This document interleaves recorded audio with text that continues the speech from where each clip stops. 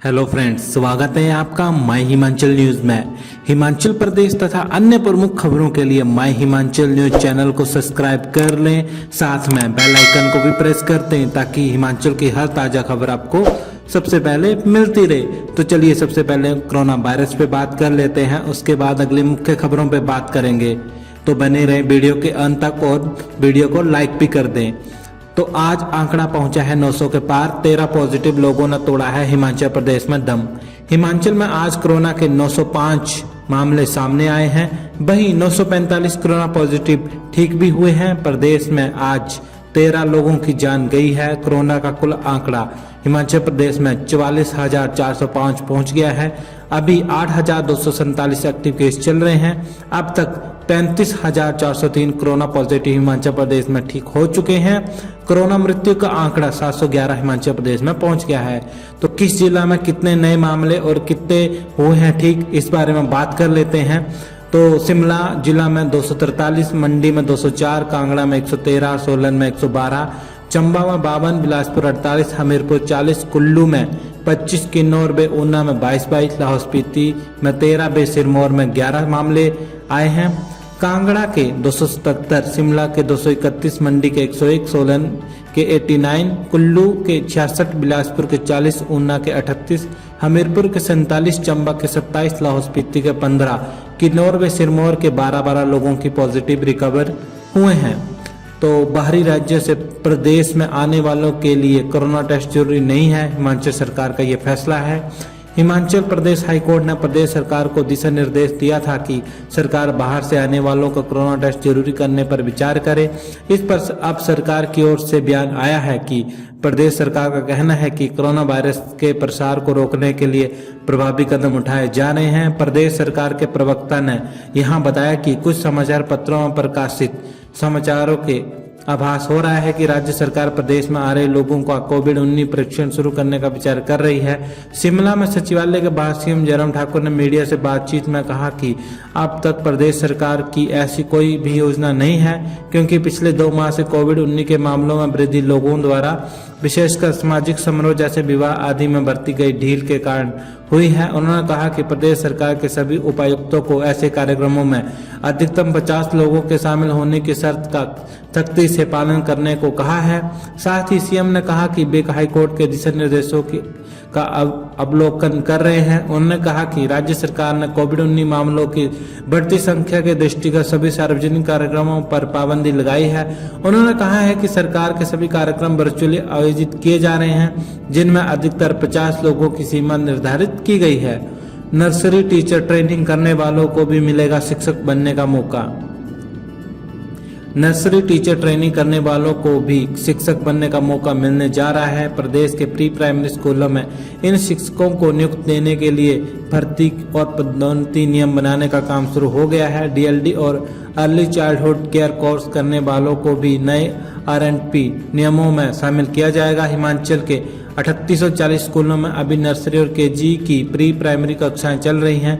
Corona संकट के बीच 28,000 बच्चों के ऑनलाइन दाखिले इन कक्षाओं में हुए हैं। वर्तमान के जेबीटी को ही इन कक्षाओं को पढ़ाने का जिम्मा सौंपा गया है। अब राष्ट्रीय शिक्षा नीति में केंद्र सरकार ने भी प्री प्राइमरी कक्षाओं पर विशेष ध्यान देने को कहा है। इसी कड़ी में शिक्षा विभाग ने नर्सरी और केजी कक्षा के बच्चों को पढ़ाने और सिखाने के विशेष शिक्षकों की भर्ती करने का फैसला लिया है। शिक्षा निदेशालय को भी प्री प्राइमरी कक्षाओं में शिक्षकों की भर्ती करने के लिए नए भर्ती एवं पदोन्नति नियम बनाने को कहा गया है। शिक्षा विभाग की ये मुहिम अगर सिरे चढ़ जाती है तो बीते कई वर्षों से नौकरी की तलाश में बैठे नर्सरी टीचर ट्रेनिंग करने वाले हजारों लोगों की बड़ी राहत मिलेगी। बीते 2 वर्षों में ट्रेनिंग कर चुकी कई महिलाएं मुख्यमंत्री सहित मंत्रियों से उन्हें नौकरी देने की मांग करती आई हैं। Corona report negative. पूर्व मुख्यमंत्री वीरभद्र सिंह ने परिवार समेत छोड़ा हॉली लॉज। शिमला में कोरोना संक्रमण पूरी तरह से बेकाबू हो चुका है। स्वास्थ्य विभाग को ये समझ नहीं आ रहा है कि वे करें तो क्या करें। ऐसे में अब हिमाचल के पूर्व सीएम और अर्की विधानसभा के विधायक वीरभद्र सिंह ने भी परिवार समेत अपना आवास हॉली लॉज छोड़ दिया है। वे यहां से सोलन जिला के कुठाड़ क्षेत्र में रहने के लिए चले गए हैं। हॉली लॉज में 5 कर्मियों के संक्रमित पाए जाने के बाद उन्होंने ये निर्णय लिया है। पूर्व सीएम अपनी पत्नी और बेटे के साथ कुछ समय के लिए यहीं पर रहेंगे। पूर्व सीएम वीरभद्र सिंह अपनी पत्नी पूर्व सांसद प्रतिभा सिंह, शिमला ग्रामीण क्षेत्र विधायक और उनके बेटे विक्रमादित्य सिंह के साथ सोलन जिला के कुठाड़ में शिफ्ट हो गए हैं। हाल ही में इनके 5 कर्मी संक्रमित पाए गए हैं। कुठाड़ में इनके रिश्तेदार का होटल है, जहां पर ये कुछ दिन तक रहेंगे। विक्रमादित्य ने भी सोशल मीडिया पर पोस्ट साझा कर इनकी जानकारी दी है। उन्होंने कहा है कि हमारे निवासी हॉलीलॉज शिमला में वीरभद्र सिंह के स्टाफ के काफी साथी कोविड पॉजिटिव पाए गए हैं, जिसके चलते कुछ दिन हम सब परिवार सहित एहतियात के तौर पर शिमला से बाहर रहेंगे। वीरभद्र सिंह, प्रतिभा सिंह भी उनकी रिपोर्ट नेगेटिव आई है। जो लोग पिछले कुछ दिन से हॉलीलॉज शिमला आए थे वे कृपया अपना टेस्ट जरूर करवाएं। कोरोना मरीजों को अस्पताल पहुंचाने के लिए मिलेंगे वाहन।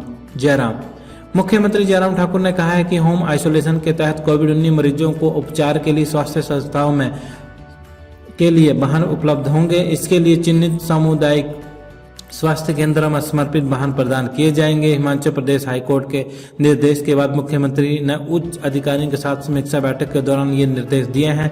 इसके अतिरिक्त आपातकालीन सेवाओं को और सुदृढ़ करने के लिए जिलों के संस्थानों से 30 वाहन प्रदान किए गए हैं। इन वाहनों में ड्राइवर कैबिन को पिछली सीट से अलग करने के लिए फाइबर ग्लास लगाया जाएगा। उन्होंने कहा कि मरीजों की सुविधा के लिए हर संस्थान में 2 वाहन प्रदान किए जाएंगे। इसके अलावा प्रदेश में लोगों के कोविड-19 के सैंपल एकत्रित करने के लिए कुछ स्थानों पर वॉक इन कियोस्क स्थापित किए गए हैं। उन्होंने कहा कि घर पर उपचाराधीन कोविड मरीजों को उनके स्वास्थ्य की पूछताछ के लिए चिकित्सकों द्वारा कम से कम एक टेलीफोन कॉल सुनिश्चित करने के लिए प्रभावी तंत्र विकसित किया जाना चाहिए। उन्होंने कहा कि इससे न केवल रोगियों के स्वास्थ्य मापदंडों के बारे में जानकारी उपलब्ध होगी, बल्कि मरीजों का मनोबल बढ़ाने में भी सहायता मिलेगी। उन्होंने मुख्यमंत्री हेल्पलाइन 1100 के कर्मचारियों को कोविड-19 पॉजिटिव रोगियों का इस वायरस से लड़ने के लिए मनोबल बढ़ाने और कुशल क्षेम जानने के लिए फोन कॉल करने के निर्देश दिए हैं।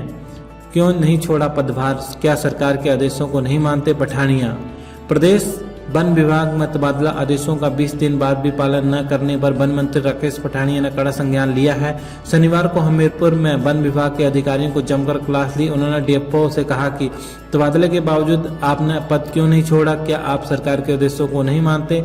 निर्देश दिए कि अगले सप्ताह तक डीएफओ अपने अपने पद संभालेंगे, अन्यथा कड़ी कार्रवाई होगी। सरकार ने 17 नवंबर और 12 वन अधिकारियों के तबादला आदेश किए थे। डीएफओ हमीरपुर डॉक्टर एलसी वंदना को इन वन विकास निगम हमीरपुर के मंडलीय प्रबंधक निगम के मंडलीय प्रबंधन अमित शर्मा को डीएफओ हेडक्वार्टर पद पर बदला था। अमित शर्मा के डीएफओ पद पर ज्वाइन करने के बावजूद डॉक्टर एलसी वंदना ने वन विकास निगम में ज्वाइन नहीं किया। मंत्री ने कहा कि सरकार कोरोना संक्रमण से लोगों को बचाने के लिए गंभीरता से काम कर रही है। एक सवाल पर पठानिया ने कहा कि कुछ जिलों में उपायुक्त और पुलिस अधीक्षकों के वाहनों में नीली बत्ती का मामला मुख्यमंत्री से उठाया जाएगा। मैंने भी खुद ये बात नोटिस किया कि कहा कि केसीसी बैंक चेयरमैन मामले में शनिवार सुबह ही सूचना मिली। पूर्व में जो निदेशक चुनकर आते थे उन्हीं में से चेयरमैन चुना जाता था, लेकिन पूर्व कांग्रेस सरकार ने अपने कार्यकाल में कैबिनेट बैठक में संशोधन किया है।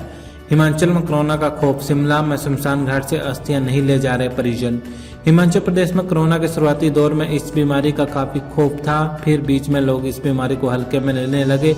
एक बार फिर से अब मामले और मौतें बढ़ने के बाद कोरोना का खौफ बढ़ा है। आलम यह है कि प्रदेश की राजधानी शिमला में अब लोग कोरोना संक्रमितों की अस्थियां लेने से कतरा रहे हैं। शिमला में के शमशान घाट में कोरोना वायरस की वजह से मरने वालों के परिजन मृतक की अस्थियां और रात तक नहीं ले रहे हैं, जबकि हिंदू रीति रिवाज में अस्थियों का नदियों में विसर्जन का महत्व है।